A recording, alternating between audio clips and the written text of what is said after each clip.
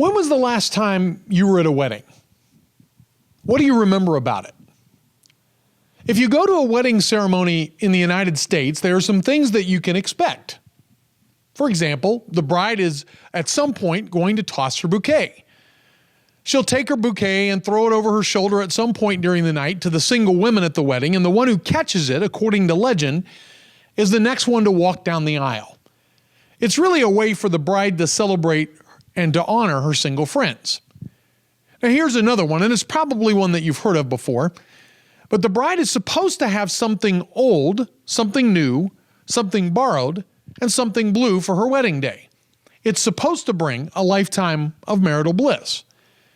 Now these are primarily American wedding customs, and as odd as they seem, they are traditions for a reason. And every culture has traditions. For example, in Scotland, the bride and the groom are slathered from head to toe in every disgusting substance that their friends can get their hands on. Everything from curdled milk to rotten eggs to mud and to flour. And then the couple is paraded around with well-wishers making as much noise as possible. Sounds like fun, don't you think? Well, you think that's bad? Check this out. In France, in a tradition called la soupe, after the reception is over, the couple is sent to their bridegroom while the bridal party cleans up the mess. All of the leftover food, the drink, and the trash is dumped into a chamber pot or a toilet, and then the bridal party bursts into the couple's room with a toilet full of garbage and does not leave until the couple drinks it. Now today, that soup is made of chocolate and champagne, but it's still served out of a toilet, and the point is to give the couple strength for their wedding night. And I say no thank you to that for sure. Now guys, you'll love this one. In South Korea, before the groom can leave with his bride, the groom must endure a beating of his feet. The groom has his socks and shoes removed and his ankles bound by the groomsmen, and then the people gathered to celebrate at the wedding take turns beating the soles of his feet with a stick or sometimes with a fish. Pretty odd, don't you think? One more just for the groom. In Greece, the groomsmen literally groomed the groom by pulling out a razor and shaving his pal's face for him. Wonder if anybody really trusts their best man enough to let them shave your face. Ancient Israel had wedding customs too. And Jesus was the king of using things that were everyday parts of their cultural norm to make a point. In ancient Israel and Palestine, weddings were occasions for great celebration. Everybody in town would show up, there was lots of pomp and circumstance and tradition, and the celebration would go on for days at a time. Now, the parents of the bride and the groom would arrange a marriage, and they would sign this covenant between the families and commit one to the other to be married. And after a period of time, when the groom would get a home and get a job and get everything ready to bring his bride home, the groom would declare the day for the wedding and would arrange to go and get his bride. And the tradition would go like this. On the day of the wedding, the bride would wait for the bridegroom at a designated place, usually at the home of her parents. Now, she'd been accompanied by a host of maidens, and just before the bridegroom would arrive, a herald would walk down the street in front of him calling out, "Behold, the bridegroom is coming." And when the bridesmaids would hear that announcement, they would rush out to greet the bridegroom, and the bride would follow them, appear, and join her husband-to-be, and they would process to wherever the wedding was going to take place. Now, here was the tricky part. No one knew exactly when the groom would arrive. He might come early in the morning or sometime during the day, or he might get there in the middle of the day and sometimes even a day or two later. Now, unlike most weddings today, the groom drove the bus and the real event took place when he showed up, whenever that was. Now, since the bridesmaids really had no idea when the bridegroom would come, they had to be ready on a moment's notice to do their part. Now, their job was to point the way so that the groom could find the bride when he would arrive, and if he arrived at night, they had to light the way for him to find her. They had to be ready when he arrived, no matter what time he arrived, with a lit lamp so that the groom could find his bride and the wedding could proceed. Now, here was the problem. If you weren't at the place of the wedding when the bride and the groom entered the place where the wedding was taking place, the door was bolted and you weren't allowed to come in.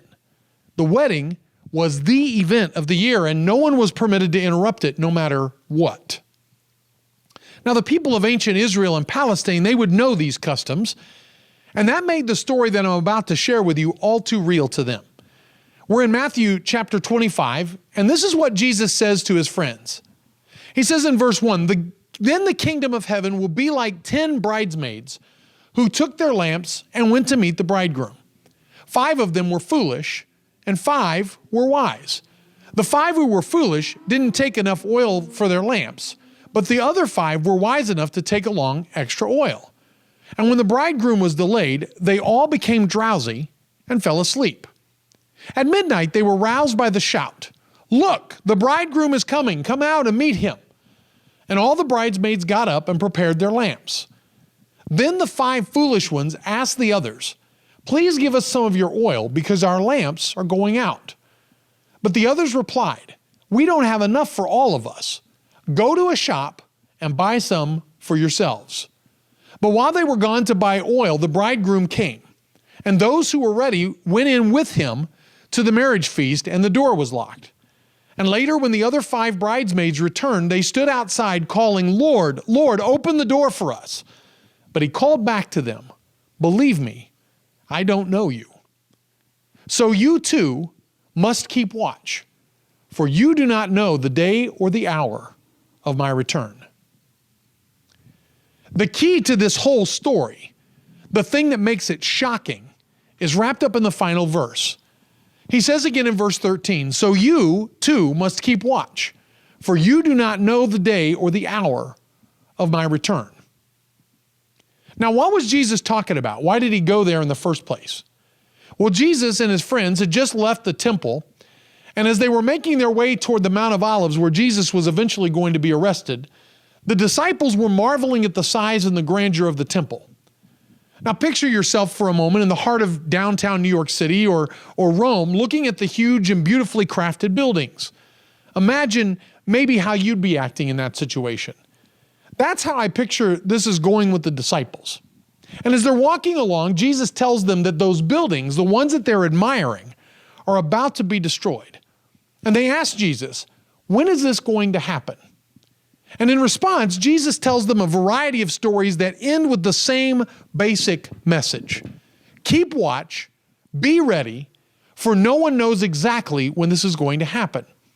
And over the next chapter and a half, Jesus tells them 5 different times, be ready. And this is the last of those 5 times. Now, the thought of the temple being destroyed would have been a catastrophic event to the Jews and even to Jesus' friends. It was their place of worship. I mean, sort of the center of their universe.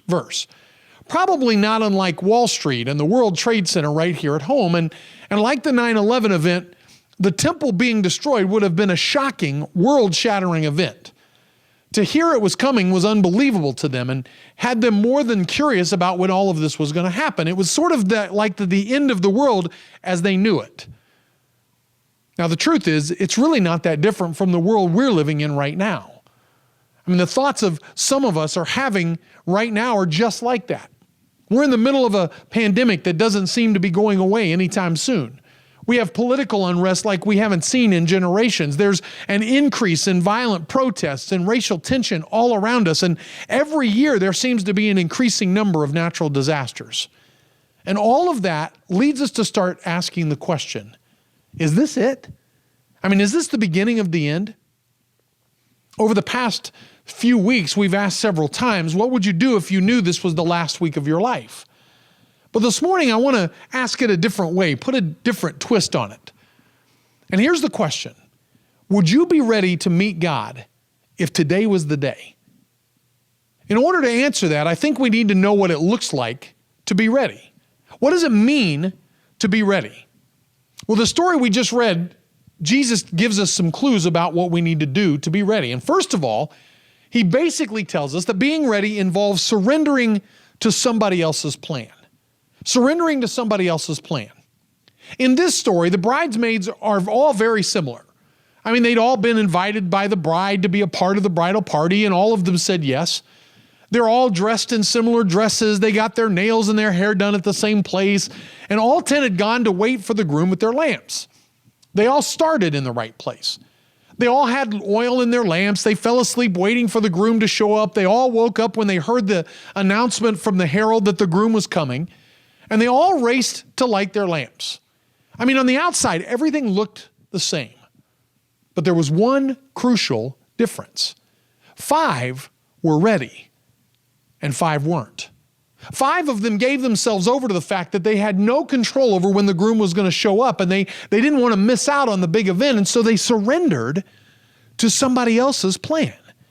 They took their post. They had everything they needed. They waited until the groom showed up, and the other 5, they thought they knew better. They thought they had plenty of time, that they would get around to getting the oil they needed eventually. Now notice, there was no lack of information. They all knew that the groom was coming. None of them had any clue that anything else was going to happen. It wasn't like 5 of them had inside information. None of them knew when the groom would come. And there was no lack of opportunity because they knew that the groom might take a while. They knew what they needed to get to be ready, and they knew how to get what they needed. But half of them came unprepared. They put off till tomorrow what they should have done today. They were not ready. In other words, they didn't surrender their will, and because they didn't, they missed out on the big event. Now, some of you who are watching this morning, if you're honest, you can relate to the bridesmaids who decided to do things their own way. I mean, you're trying to do life on your own terms right now. You think you know what you need, you think you have it all together, and you hold out and you hold on to trusting in your own flawed and broken plans. Then we come to realize that the more we do things our way, the more we dig ourselves deeper into a hole. You come to find out you don't really have it all together. You don't got it yourself, but you keep thinking that with another chance, one more chance, you'll get this. Friends, it comes down to this. Being ready begins with an act of surrender. If you were here this weekend for any of the Speaker Jam, you heard this message over and over and over again.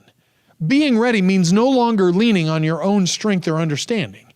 It means realizing that you don't got this, but that there is one who does, and that he can help you, and he wants to help you before it's too late. The groom is going to come for his bride. And the question is, what do you need to lay down so that you can be ready for him when he comes? It's time to surrender. Being ready also means not putting off the important stuff till tomorrow. Now, I'm going to confess to you right now that I'm a procrastinator. I put lots of things off till the last minute, and I would say it's one of my character defects. But here's the problem.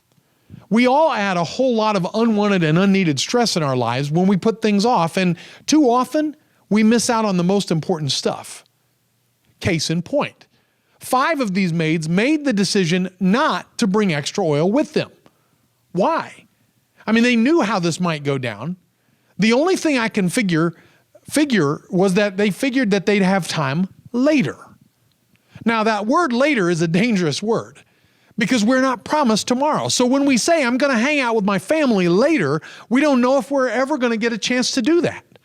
When we decide that we're going to forgive those who've hurt us later, there's no way to know that we will have that opportunity again. And when we choose to break our hurts and habits and hang-ups later, we're taking a chance that our hurts and habits and hang-ups will destroy us before we ever have that chance.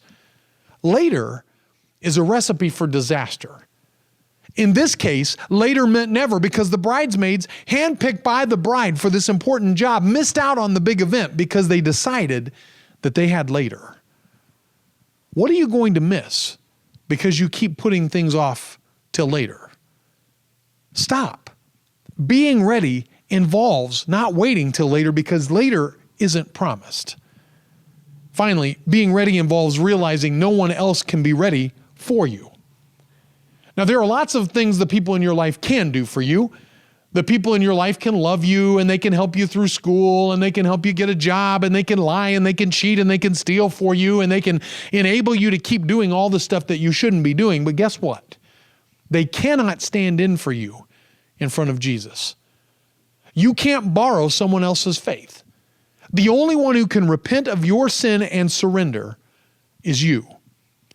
The bridesmaids who didn't bring the extra oil were hoping to skate into the big event on somebody else's oil. Their failure to prepare did not constitute somebody else's emergency, and because no one else could be ready on their behalf, they missed out on the biggest day of their lives to that point. They blew it, and they knew it. I need you, friends, to be clear about this. You are in charge of your spiritual condition. I can pray for you. Your mom can pray for you. Your grandmother can pray for you. Your best friends can pray for you. And I hope that that's happening. But ultimately, you are responsible for whether or not you're ready when Jesus returns. Jesus absolutely saves, but he's only able to save those who are willing and surrendered themselves. Those who haven't waited until it was too late, and those who haven't tried to put all their eggs in somebody else's basket. My friend, I don't know what's keeping you from being ready, but I want to tell you something. If you're still breathing, if you're sitting here right now, it's not too late for you. But don't wait until later. Surrender now. Surrender your pride now. Surrender your will now. Surrender your habits right now. Surrender your family right now, all of it. No one can do this for you. The groom is coming, and when he gets here, he's counting on you to be ready. And the question is going to be, are you ready? I don't know what it is you need to surrender today, but I want to urge you to do it now. I want to give you an opportunity to just close your eyes and to think for a moment, what is it that I need to let go of? Where am I holding on to someone else's faith, hoping that they're going to get me into heaven? Where am I putting off till tomorrow what I could do right now because I think I have time? It's time to surrender that. Father, in this moment, right now, I recognize that you're calling me to be ready. And I know that your word tells me that you want nothing more than to be in a relationship with me and that you want to spend eternity with me, and you've invited me to do that.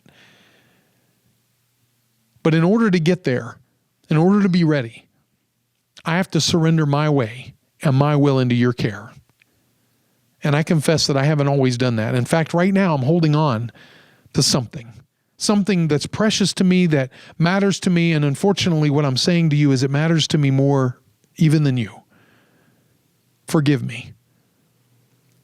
Help me to let it go now. Help me to not wait until tomorrow, but to do it right now. And as I do, as I'm ready, help me to walk into eternity with you. I love you, and I praise you, and I thank you for this moment. In Jesus' name, amen. Friends, if you've made a commitment to surrender your life today, I want to invite you to text me at 937-371-5779 and let me know that. We want to be praying for you, and we want to help you to take your next steps. And if you haven't made that decision today, don't wait. Don't wait, because you're not promised tomorrow. It's time to get ready. Have an incredible week.